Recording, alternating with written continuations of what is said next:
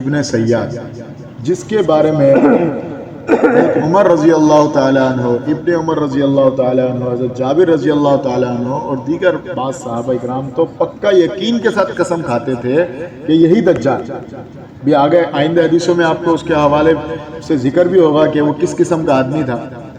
اور بعض صحابہ نے یہ کہا کہ نہیں، یہ جو ہے اللہ تعالیٰ نے مسلمانوں کو فتنے میں مبتلا کرنے کے لیے، آزمائش میں ڈالنے کے لیے اس کو پیدا کیا۔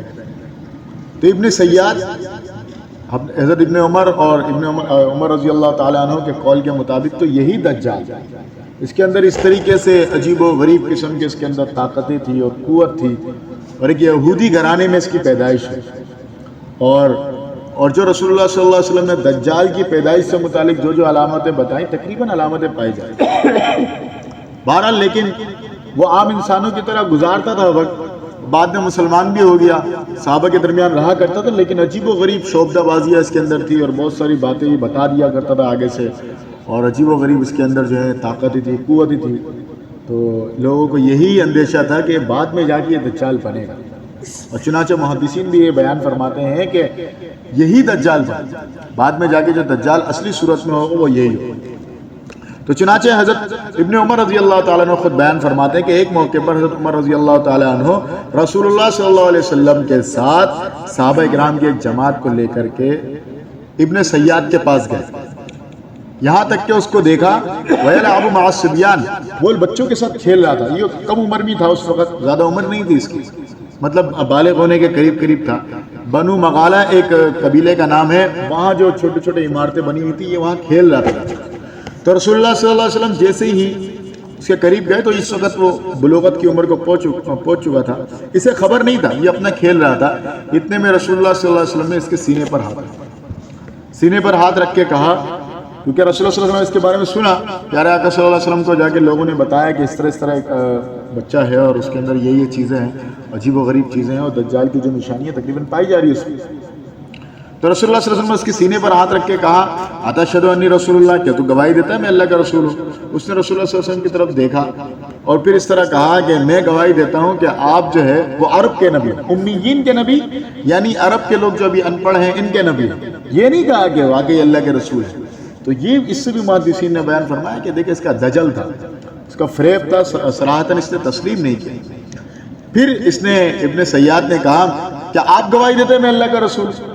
رسول اللہ صلی اللہ علیہ وسلم سے کہنے لگا کہ آپ گواہی دیتے ہیں میں اللہ کا رسول۔ یہ کہتے ہیں رسول اللہ صلی اللہ علیہ وسلم نے اس کو پکڑ کے دبایا، پھر کہا رسول اللہ صلی اللہ علیہ وسلم نے فرمایا میں تو اللہ پر اور اس کے رسولوں پر ایمان لاتا ہوں۔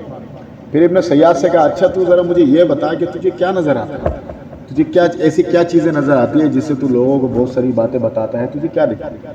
تو اس نے بتایا، یأتینی صادق و کاذب، مجھے کچھ سچی خبریں بھی آتی ہیں، کچھ جھوٹی خبریں بھی آتی ہیں۔ تو رسول اللہ صلی اللہ علیہ وسلم نے فرمایا، خلط علیک الامر، بس تیرا معاملہ جو ہے نا بس خلط ملط ہے، شک والا معاملہ ہے۔ یہ دراصل یہ معاملہ تھا، کاہن ہوا کرتے تھے پہلے دور میں، کاہن ہوتے تھے، وہ کیا کیا کرتے تھے، ان کے پاس جنات ہوتے، جنات کو آسمانوں پر اپنے جو قید شدہ اور اپنے ماتحت شدہ جنات ہوتے تھے ان کو بھیجتے تھے۔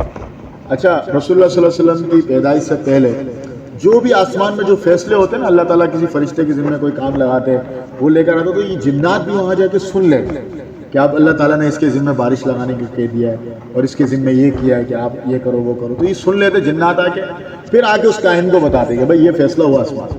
اب وہ کاہن کیا کرتا ہے، ایک بات کو لے کے 10 بات اپنی طرف سے ملاتا، کہہ رہا بھائی کل جو ہے بارش ہونے والی۔ اچھا، آج کل تو چلو یہ ہمارے یہاں پہ بہت سارے محکمہ موسمیات والے جو ہے نا آلات کے ذریعے اور جدید قسم کی سائنسی چیزوں کو دیکھ کر وہ بتا دیتے ہیں، موسم کے حالات بتا دیتے ہیں، لیکن پہلے تو نہیں تھا ایسا۔ اب بالکل دھوپ ہے، وہ بتا رہا ہے کل بارش ہوگی، اچھا کل اتفاق سے ہو جاتی ہے، اچھا وہ کہتے ہیں یار یہ تو صحیح کہتا ہے، اب لوگوں کا اس پہ یقین ہو جاتا ہے کہ یار یہ بندہ بڑا کام کا آدمی ہے اور اس کو بڑی غیب کی باتیں پتہ ہے۔ اچھا جب لوگوں کو یقین ہو جاتا پھر یہ ایک کے ساتھ 10 باتیں اپنی طرف سے ملا جلا کے بتاتا، جھوٹ بولتا لوگ یقین بھی کر لیتے ہیں۔ تو اسی طریقے سے ایک سچ جھوٹی باتیں ملا کر کاہنوں کی طرح۔ پھر رسول اللہ صلی اللہ علیہ وسلم نے فرمایا کہ اچھا ذرا یہ تو بتاؤ، انی خبأت لک خبیئا، میں نے ایک بات دل میں چھپائی ہے، ذرا بتاؤ وہ میں نے کیا چھپائی۔ آپ صلی اللہ علیہ وسلم نے ایک آیت تھی، یوم تأتی السماء بدخان مبین، یہ آیت آپ صلی اللہ علیہ وسلم نے دل میں سوچا، آپ صلی اللہ علیہ وسلم نے اس کو آزمایا کہ ذرا بتاؤ میرے دل میں نے کیا سوچا، ذرا بتاؤ۔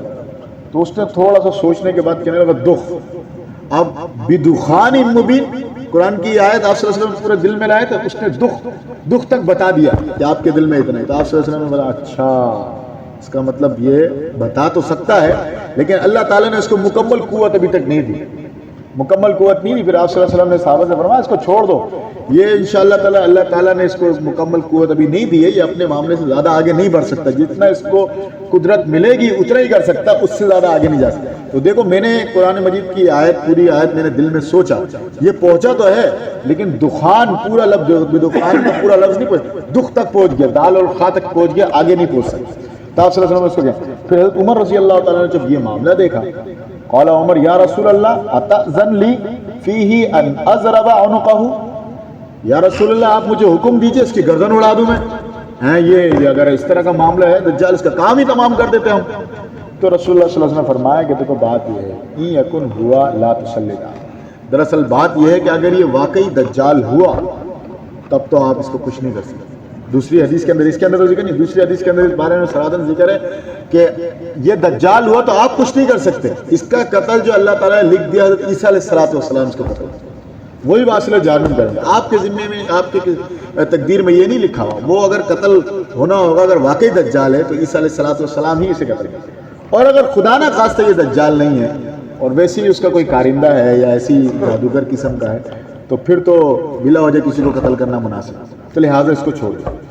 تو کہتے ہیں ابن عمر رضی اللہ تعالیٰ عنہ اس کے بعد رسول اللہ صلی اللہ علیہ وسلم کے ساتھ ایک اور دفعہ حضرت ابی بن کعب رضی اللہ تعالیٰ عنہ بھی تھے. کہتے ہیں ایک مرتبہ رسول اللہ صلی اللہ علیہ وسلم گئے تو یہ کھجور کے درخت کے پیچھے کھیل رہا تھا. آپ صلی اللہ علیہ وسلم اس کے پیچھے تھوڑا سا کھجور کے درخت کے پیچھے رک گئے اور دیکھنے لگے کہ میں اس کے سامنے نہیں جاتا، یہ کیا کرتا ہے، یہ آپس میں کیا گنگناتا ہے کہ شیطان سے باتیں کرتا ہے، یہ کیا کرتا ہے، میں ذرا اس کو پتہ تو کروں. تو کہتے ہیں رسول اللہ صلی اللہ علیہ وسلم نے سننے لگے، یہ کچھ گنگنا رہا تھا، عجیب و غریب گنگنا رہا تھا اور لیٹا ہوا تھا، لیٹ کر کچھ گنگنانے لگا. تو آپ صلی اللہ چادر اوڑھ گئے تو کچھ گنگنانے کی آواز آنے لگی. تو کہتے ہیں رسول اللہ صلی اللہ علیہ وسلم اس کو سننے کی کوشش کرتے کہ یہ کیا کہہ رہے ہیں. سن لوں گا تو سمجھ جاؤں گا، پھر مجھے پتہ چل جائے گا کہ واقعی یہ شیاطین سے باتیں کر رہی ہے، واقعی دجال ہے، یہ کیا معاملہ. تو کہتے ہیں اتنے میں جو ہے یہ ابن سیاد کی والدہ نے اور اس کی ماں نے دیکھ لیا آپ صلی اللہ علیہ وسلم، میرا بیٹا یہاں لیٹا ہوا اور رسول اللہ صلی اللہ علیہ وسلم آئے. اس نے آواز لگا دی کہ بھائی یہ تو آپ کو پتہ ہے، یہ تو وہ آئے ہوئے، رسول اللہ صلی اللہ علیہ وسلم آئے ہوئے، یہ محمد صلی اللہ علیہ وسلم آئے ہوئے. یہ جب سن لیا تو پھر جو ہے وہ فوراً چوکنا ہو گیا. پھر رسول اللہ صلی اللہ علیہ وسلم فرمایا کہ اگر اس کی والدہ اسے ابھی چھوڑ دیتی، نہیں بتاتی، اگر نہیں بتاتی تو ہمیں اس کے بارے میں حقیقت پتہ چل جاتا، آخر یہ ہے کیا چیز، یہ واقعی دجال ہے یا کسی قسم کا کوئی جادوگر ہے یا شیطان کا کوئی کارندہ ہے یا کاہن ہے، کیا چیز ہے، ہمیں اس کے بارے میں صحیح طریقے سے پتہ چلا. پھر کہتے ہیں رسول اللہ صلی اللہ علیہ وسلم لوگوں کے درمیان کھڑے ہوئے اور اللہ تعالیٰ کی حمد و ثناء بیان کی.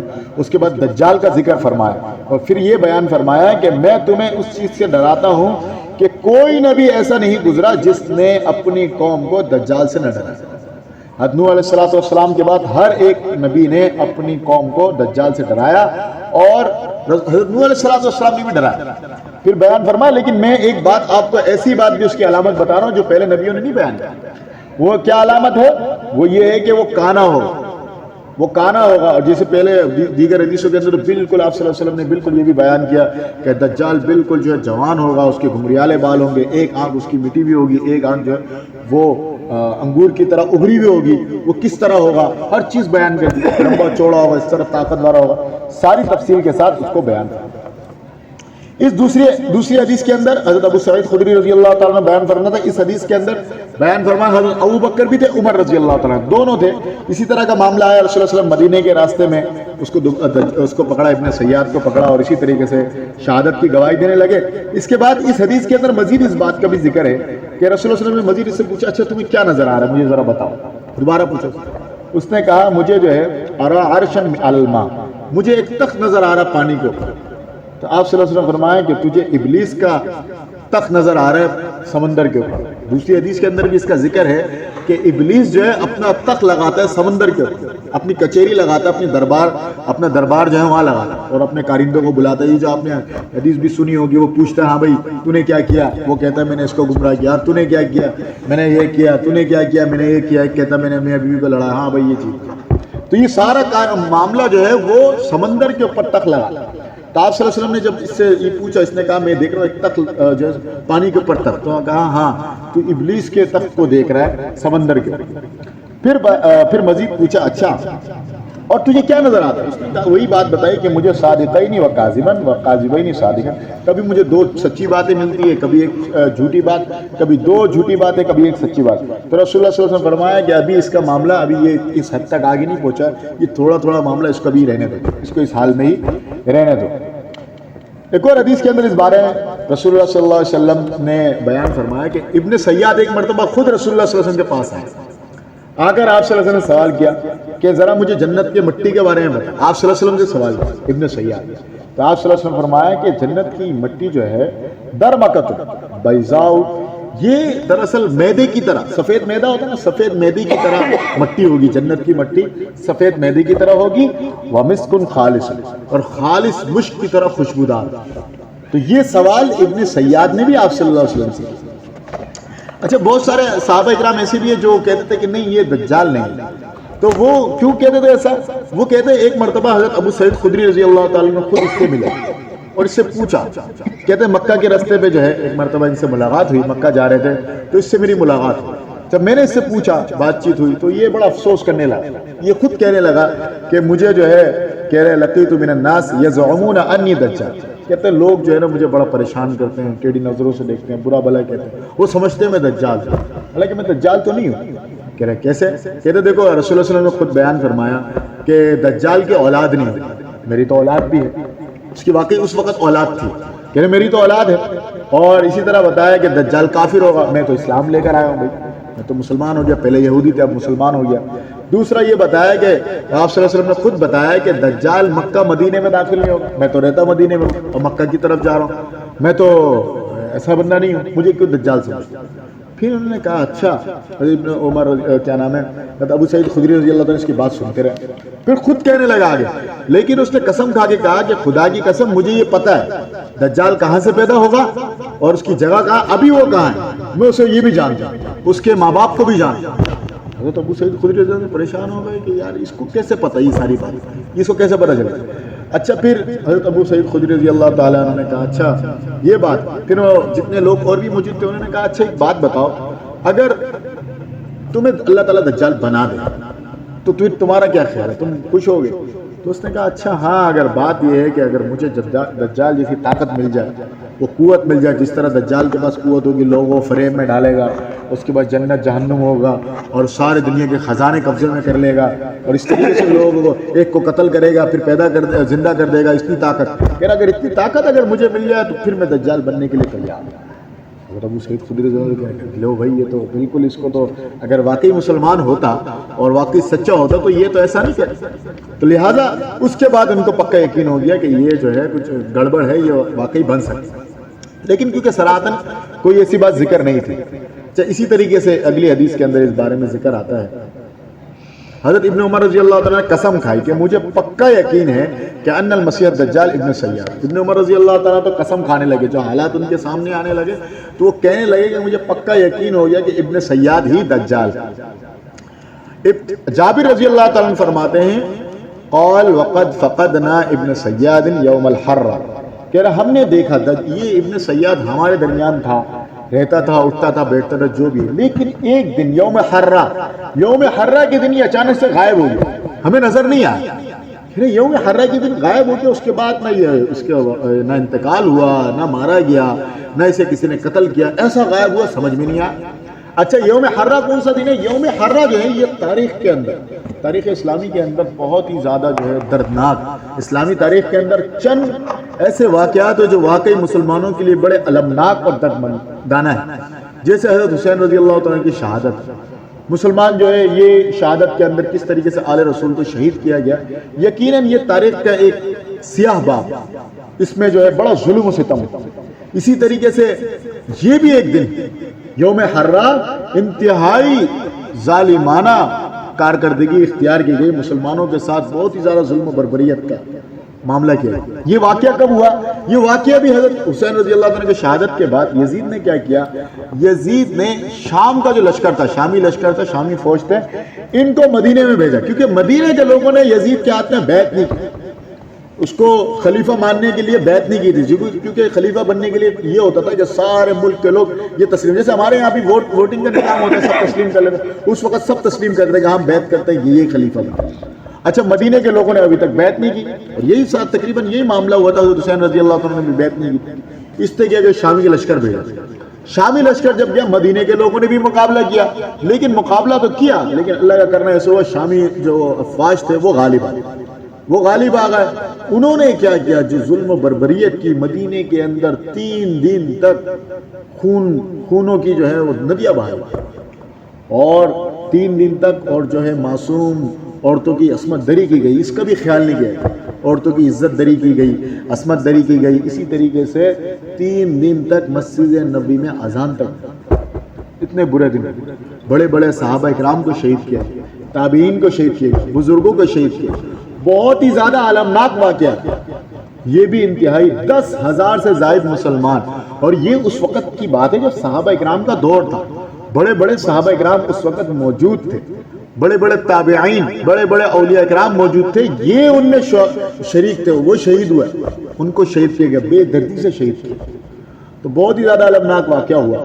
تو کہتے ہیں اس دن یوم حرہ کے دن یہ جو ابن سیاد یہ غائب ہوا، اور غائب ہونے کے بعد ملا نہیں۔